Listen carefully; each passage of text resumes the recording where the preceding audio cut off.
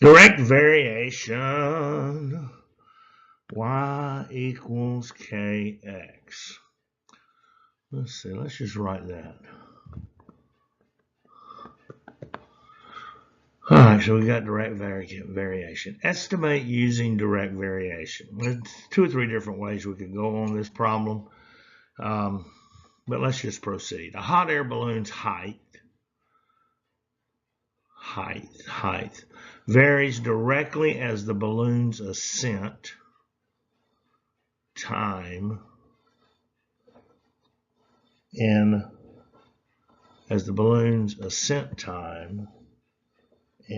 minutes, time, height, time. Write a direct variation for the distance and height, okay, I get that, ascended in time. Direct variation for the distance ascended in time. So let's see, I would substitute d for y, and I would substitute t for x. And so I could have, and this is a pretty famous formula actually. So it's a very common application of direct variation. Distance, we'll write it right here. Distance equals rate times time. And you might be familiar with that because a lot of times we see the speed or velocity equals distance divided by time, distance over time. But anyway, we got it in this direct variation form. D equals rate times time. We got to write an equation. And what we've got to find is what is K, what is the constant of variation. Now I'm given a little bit of information right here that's going to let me do that in this picture where it says that this balloon rises or ascends 350 feet in 5 minutes. So let's solve for R to get us a constant variation. So if I had, where can I put this? Don't have a whole lot of room. Let's say 350, that's distance, 350 feet equals R times 5 minutes. And if I'm going to solve for R, I'm just going to divide both sides of this equation by 5. And when I do, let's see, 350 divided by 5 is 70. So 70 equals R. So now I can go ahead and finish off this direct variation equation by saying that D equals 70T. All right, so my constant of variation is 70. Then it says to graph the equation. Okay, and I've got it graphed. We'll go over to, well, we might as well go over to the next screen. It's a little bit hard to see because the numbers are so large, but you should be able to get the idea. Let's move over to the next slide.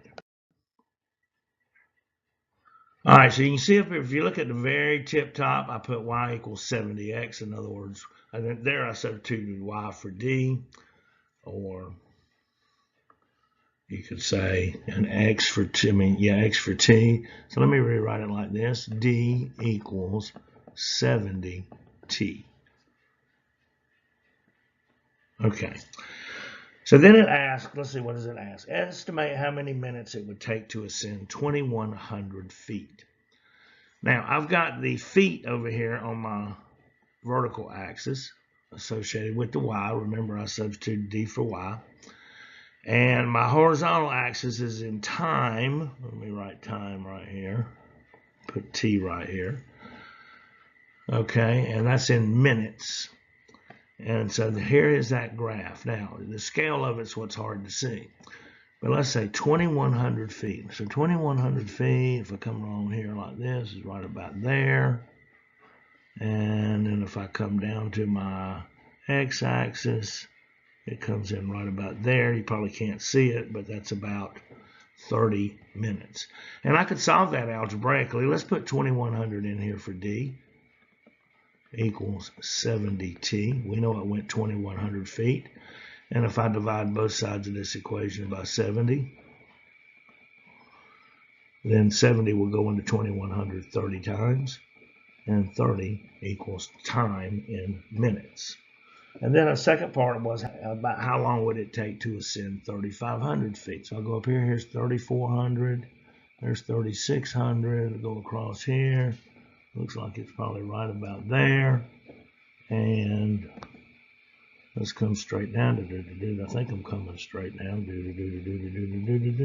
right there, about 50 minutes, so it should be about 50 minutes. Let's solve that algebraically as well.